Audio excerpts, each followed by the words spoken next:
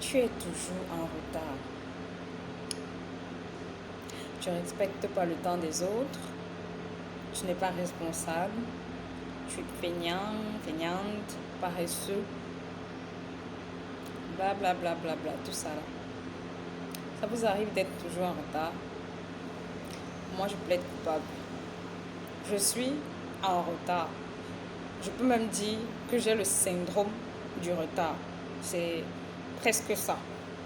La maladie, l'addiction, oui, j'avoue. Est-ce que ça fait de moi une irresponsable?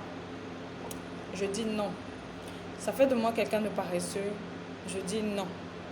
Ça fait de moi quelqu'un qui ne prend pas en considération le temps des autres? Je dirais non. Je m'excuse déjà vers le début parce que c'est vrai que ça peine et ça gêne d'être constamment en retard. Mais j'aimerais aussi dire que ce n'est pas pour tous les cas qu'il faut généraliser dans un sens négatif. Je voudrais parler donc aujourd'hui de ceux-là qui sont en retard, comme moi par exemple, parce qu'ils ne savent pas souvent dire non, parce qu'ils ont trop de soucis pour les autres, et que la plupart du temps, ils s'occupent plus des autres que d'eux-mêmes. Oui, pour vous tous là-haut, je parle aujourd'hui.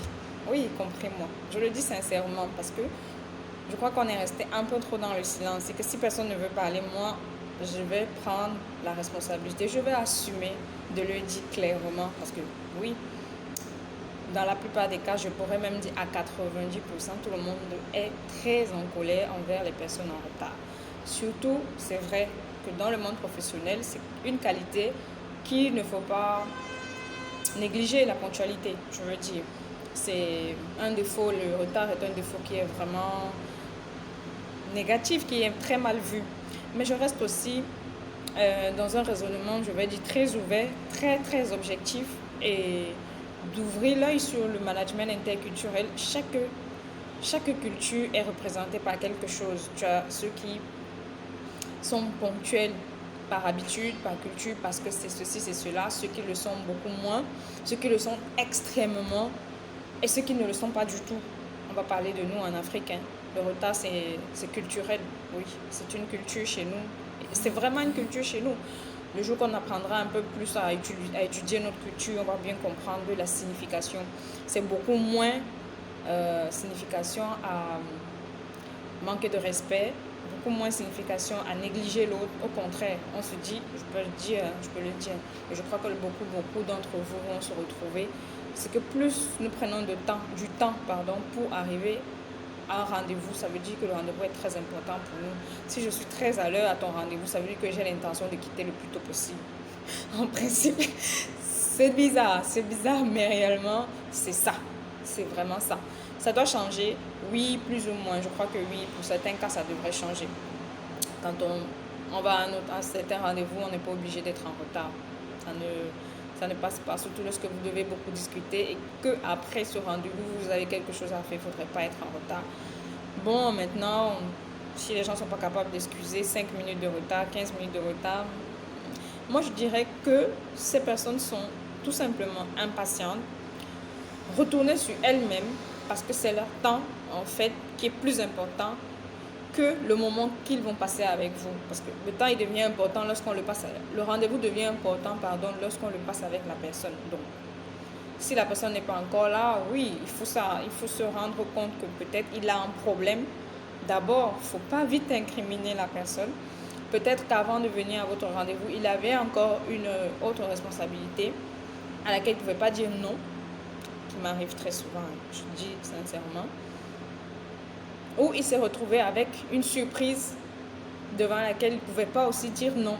Qu'est-ce qu'on peut faire? Il y a des gens comme ça, oui, qui arrivent en retard parce que la vie s'arrange toujours à mettre devant leur programme des situations imprévues. Je ne vais pas vous dire pourquoi, parce que je ne sais pas. Je ne vais pas vous dire comment, parce que moi je ne sais pas. Mais à chaque fois que je prévois un rendez-vous à une certaine heure, juste bien 1 heure ou quelques temps avant ce rendez-vous, j'ai déjà quelque chose d'urgent qui va se présenter. Et je ne peux pas dire non. C'est un peu difficile parce qu'après, je vais me sentir très mal de n'avoir pas aidé ou de n'avoir pas fait ce que je pouvais faire. Si vraiment c'est impossible, oui, bon là, je vais dire non, concrètement. Là n'est même pas mon problème en fait. Ce que je voudrais surtout dire, c'est qu'il faut se rendre compte aussi que le fait d'être parfois en retard, peu importe les raisons, ça peut être une addiction, une mauvaise addiction. Et quand on a une addiction, généralement, on a besoin d'être aidé. Aider, je dis aider, vous comprenez le mot aider, pas insulter, pas critiquer, pas, je sais pas quoi, pas tout ce que vous imaginez et que vous faites de négatif, vous les gens toujours à l'heure là, oui, vous qui êtes toujours à l'heure, s'il vous plaît, c'est à vous que je m'adresse surtout. C'est pas parce que vous êtes à l'heure que vous avez le droit de critiquer ceux qui sont en retard, non. Si vous pouvez faire quelque chose, c'est de les aider à être à l'heure comme vous, c'est beaucoup mieux. Si tu vois quelqu'un qui n'a pas l'habitude d'arriver à l'heure, essaye de lui donner des astuces pour qu'il puisse arriver à l'heure. De l'aider même, d'être à côté de lui au téléphone. Tu es déjà prêt? Tu vas arriver dans 5 minutes, tu vas te préparer, tu as déjà pris ton transport. Essayez de voir tout ce que vous pouvez faire pour aider cette personne. Et non pas attendre qu'il soit là et dire, je savais que tu allais arriver en retard. Je savais. Ouf, Seigneur, que je suis servie par tout ça.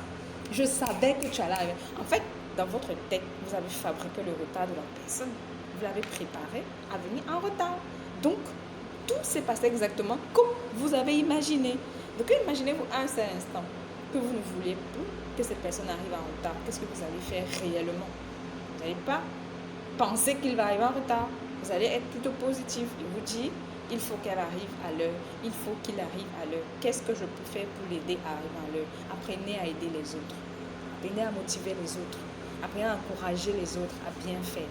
Ce n'est pas en critiquant qu'on encourage. Ce n'est pas en méprisant qu'on encourage. Ce n'est pas parce que toi, tu réussis à faire ça qu'il faut que tu critiques celui qui ne parvient pas à le faire. Il faut l'encourager. Qu'est-ce qu'on s'est dit? C'est ta mission, c'est ma mission, c'est notre mission.